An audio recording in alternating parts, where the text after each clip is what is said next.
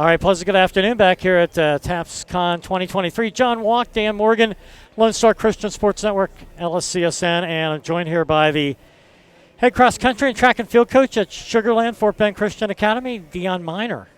Hey, guys. Coach, thanks for having me. Glad to have you. Thank Man, you guys have had a great 2022, 2023. Oh, my gosh, yes. We're still kind of riding on the little high with the great year we done had, throughout, pretty much our entire athletic department. All our sports programs had a great year this year. I'm going to just be flat out honest that I try to touch so many things.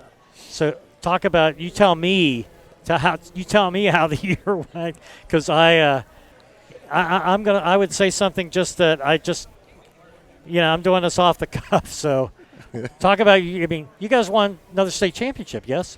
Oh, yeah. Had on the girls, I felt pretty good about my girls on the track side. I have a really good girls track program. My girls are really solid across the board. I didn't have the numbers I thought I was going to have this year. Actually, my guys' team was a lot bigger than my girls, but for as just the quality of talent in the skill positions events, we're pretty loaded on the girls' side.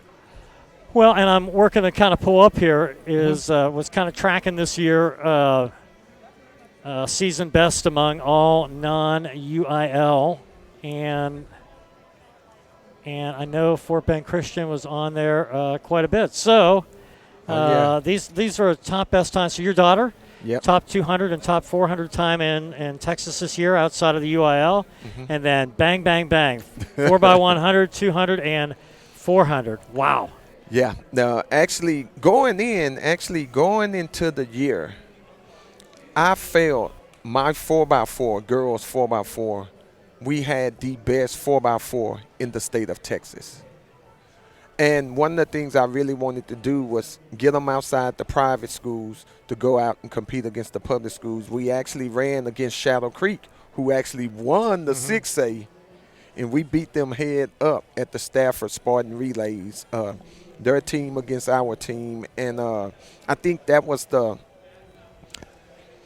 main point that I was trying to prove to our team, to our girls, that hey, we can go out and we can compete with the best. Once we did that, the sky was the limit. The next step was go to Texas Relays and to try to accomplish what we did at Texas Relays. Yeah, because these two times here are April 1. Those are at Texas Relays. So you put down the best time among all non-UIL programs in Texas this year. And actually, that 4x4, we ran 3:47 when we beat Shadow Creek. So that's not even our fastest time. We ran 3:47. So you tell me I missed something. You missed something. Yes.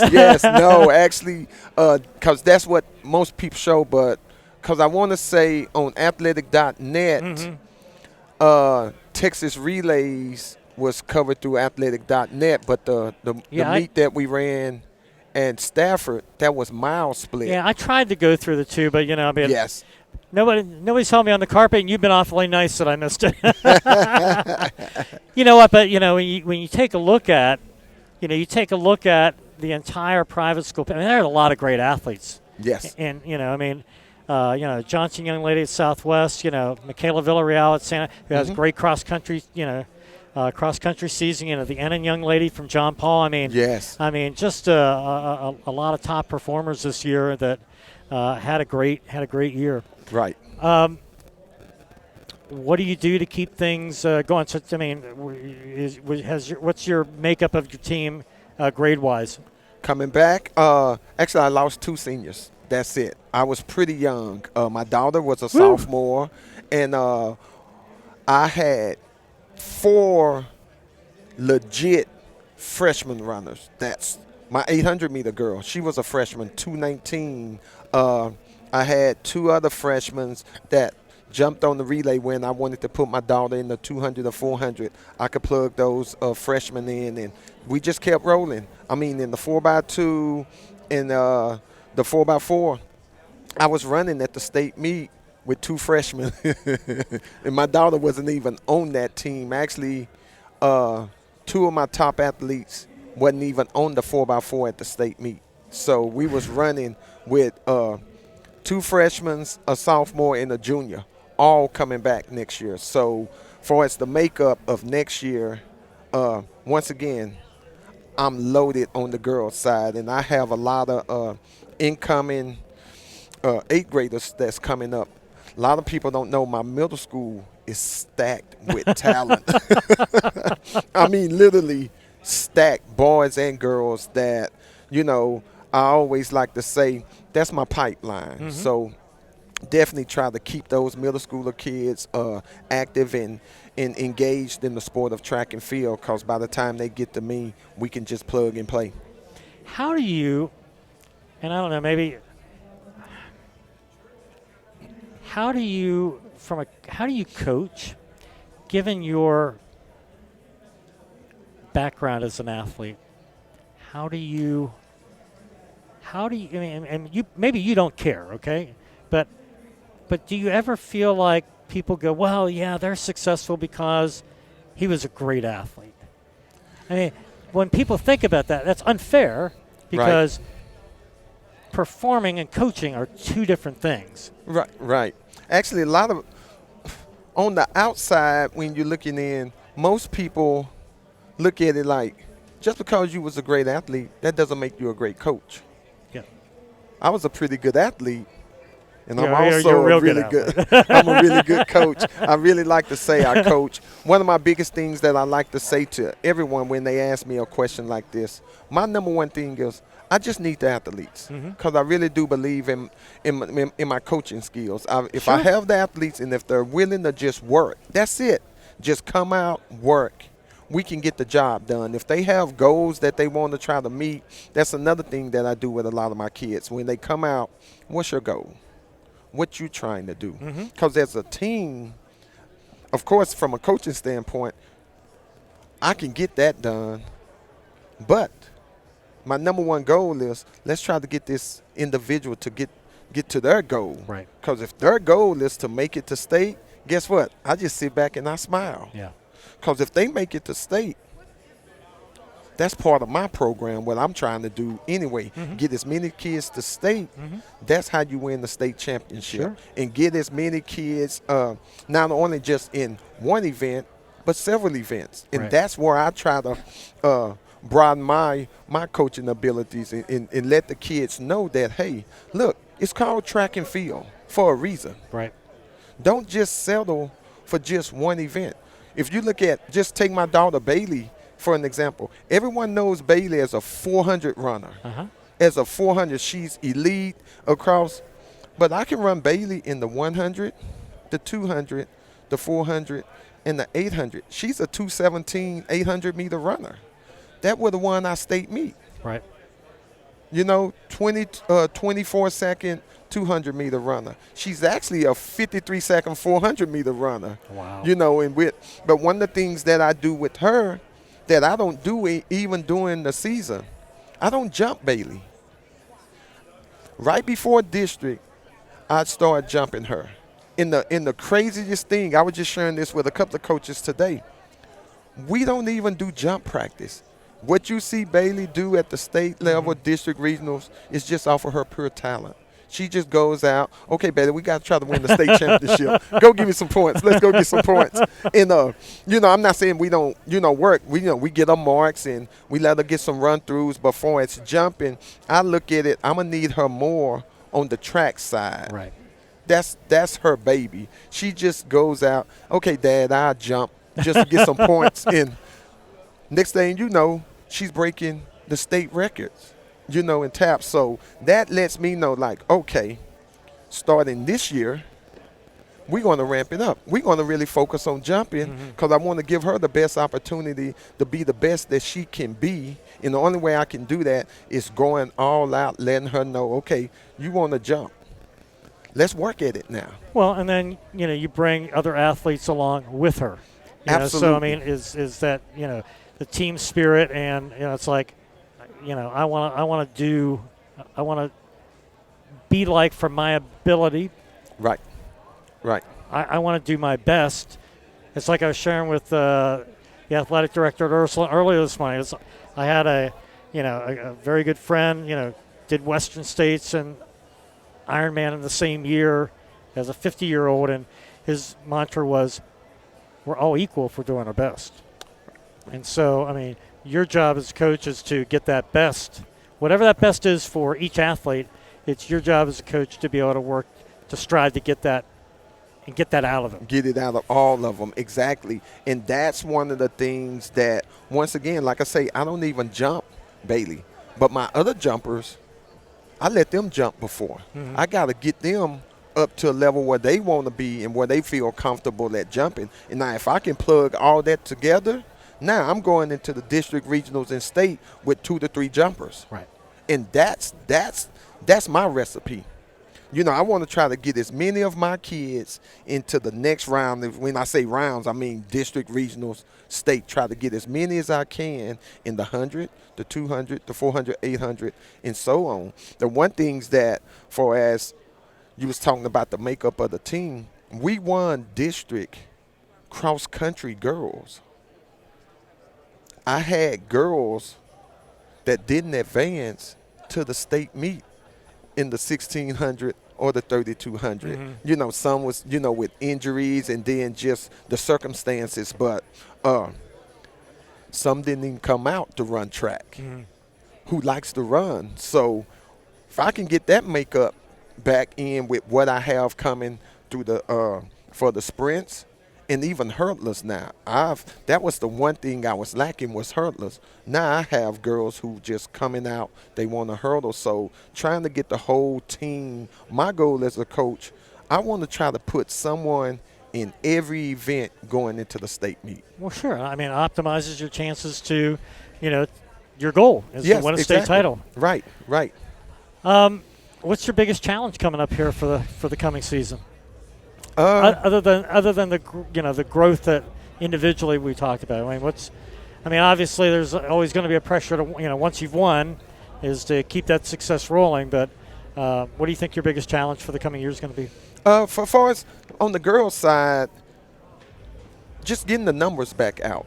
Like I said, I lost 2, and I still have a good group of girls. I think now everybody with the success that we done had over the past 2 years, getting them out, getting more girls out. I got the coaching staff in place. So it's the challenge, I think, is, number one, stay injury. Mm-hmm. Injury-free. No, if we can just make it through without the injuries, the success that I think we can bring coming for the upcoming years, we can definitely be great.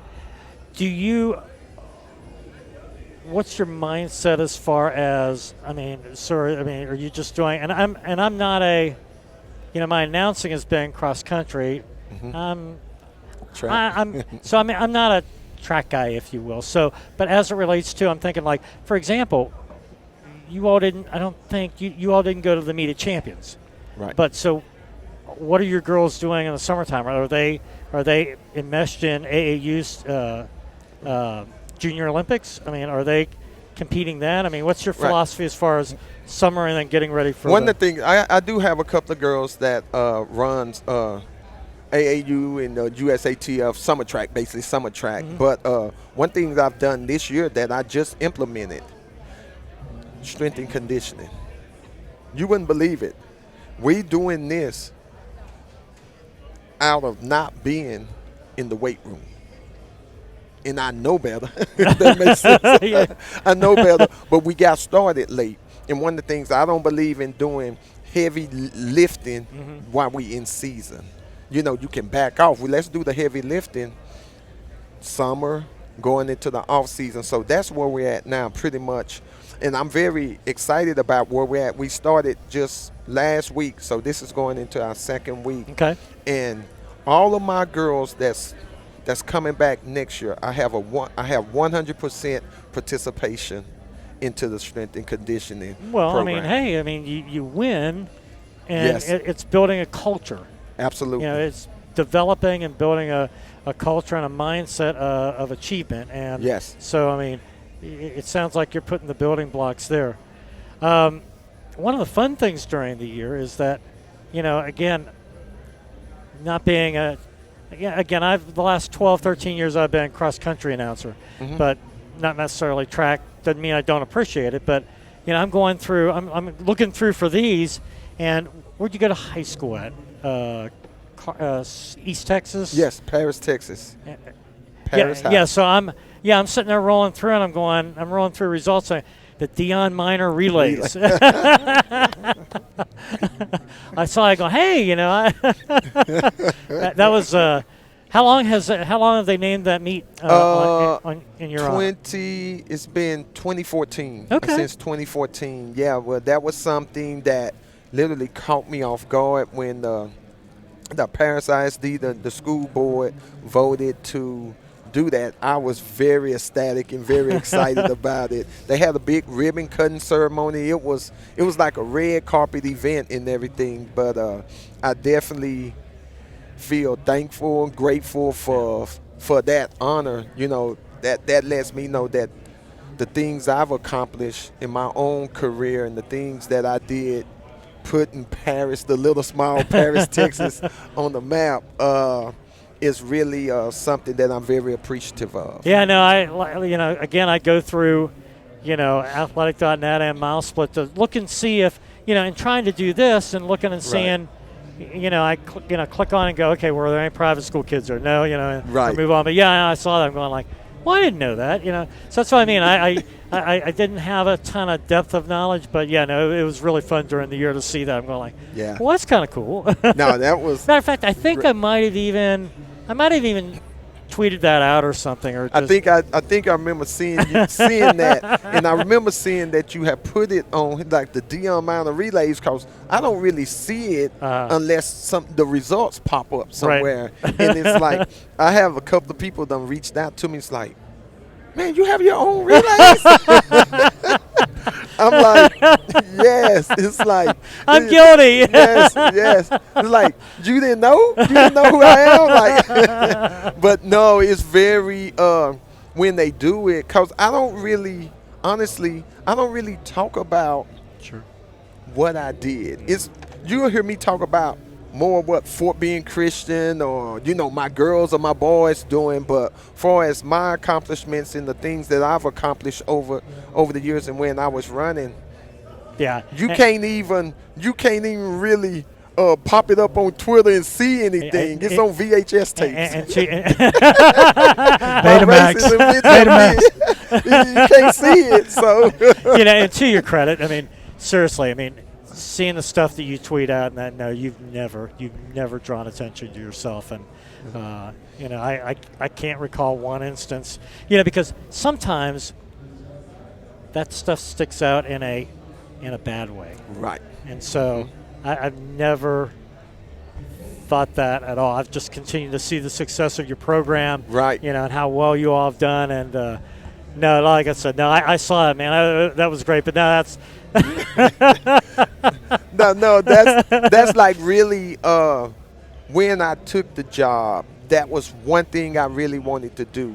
And it's like, now I want to change the culture at Fort Bend Christian Academy. That's something me and Coach Black, the head football coach, we pretty much came in at the same time, the same year.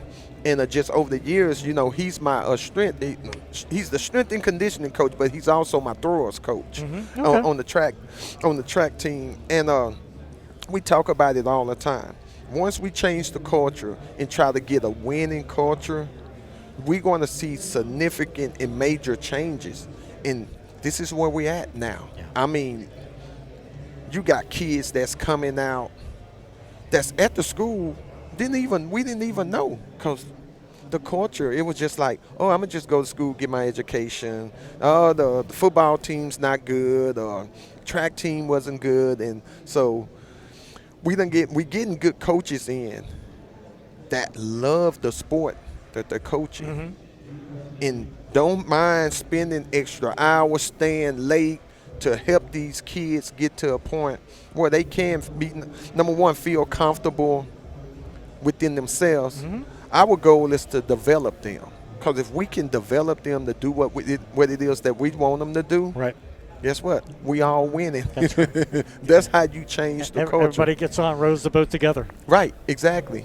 Well, Coach, I know we've been taking a lot of your time, but the good thing about it is the wardrobe doesn't have to change a whole lot because you get to stick with the green and gold right here. I keep it. Oh, it's funny. It's funny you say that. A lot of our apparel and gear, we mimic Baylor.